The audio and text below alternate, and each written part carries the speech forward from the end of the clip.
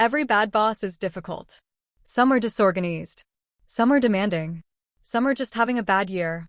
But there is a type of boss that is something entirely different. Working for them doesn't just stress you out. It makes you question your own reality. It makes you doubt your memory, your competence, your worth. You leave meetings feeling confused, not just frustrated. You apologize constantly for things you can't quite name. You work harder than ever, and somehow it's always your fault. That's not a difficult boss. That's a narcissistic boss. And if you've ever worked for one, you know exactly what I mean.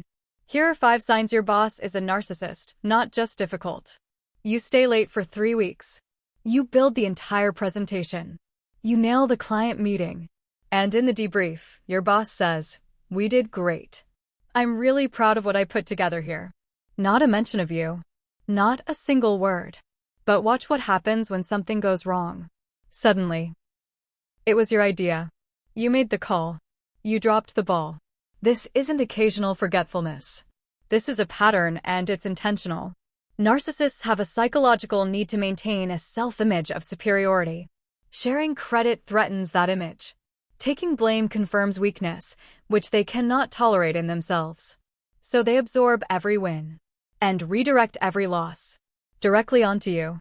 If this has been happening consistently, it is not a coincidence.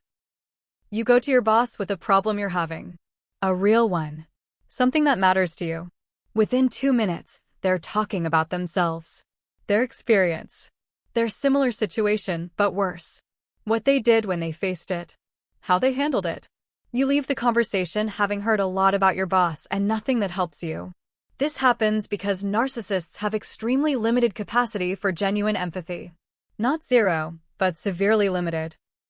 When you share a problem, they don't connect to your experience. They use it as an on-ramp to their own. And it's not just in one-on-ones. Team meetings become monologues.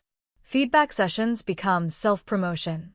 Even company announcements revolve around their personal vision, not the team's work. The gravitational center of every interaction is always the same person. Them.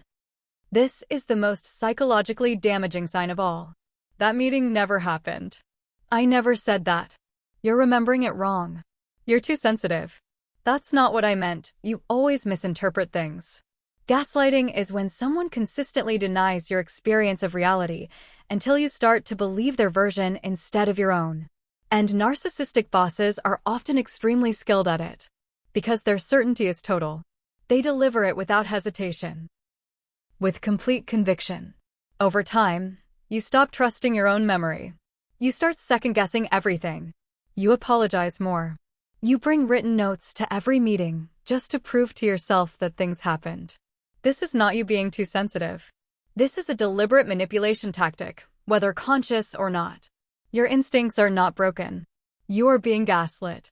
You politely decline to work the weekend. You push back gently on an unrealistic deadline. You say once that something doesn't feel right, and then something shifts. Nothing dramatic. Nothing you can point to. But you suddenly stop being invited to key meetings.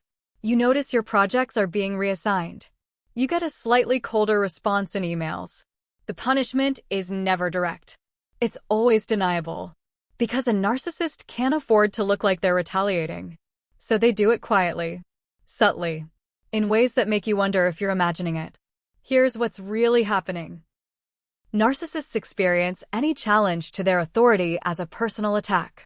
Setting a boundary, even a reasonable one, feels to them like an act of disrespect. And disrespect, in their world, must be punished.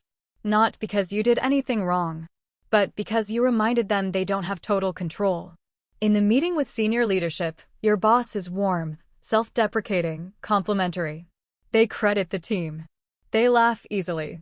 They seem completely reasonable. And you sit there, thinking, is this the same person?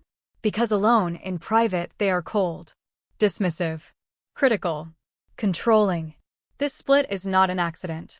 It's a strategy. Narcissists carefully manage their public image because their sense of self depends on how others perceive them. They need admiration from those above them in the hierarchy. You, the person below them, don't get the performance. You get the reality. And the most disorienting part is this. Because everyone else sees the charming version, nobody believes you when you describe the real one. You start to feel like you're the problem. Like somehow you bring out the worst in them. You don't.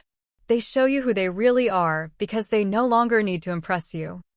If you recognized your boss in 3 or more of those signs, I want you to hear something clearly. What you are experiencing is not normal workplace stress. It is not a communication issue. It is not a personality clash. It is not something you can fix by working harder, being more accommodating, or choosing your words more carefully. You are dealing with someone whose psychological patterns are causing you real harm. Naming it is the first step. Not because naming it immediately changes your situation, but because it stops the gaslighting from working on you. When you understand what's happening, you stop blaming yourself for it. That is enormously powerful. If this video described your workplace, share it with someone who's been trying to explain their boss and couldn't find the words. See you next week. Take care of your mind.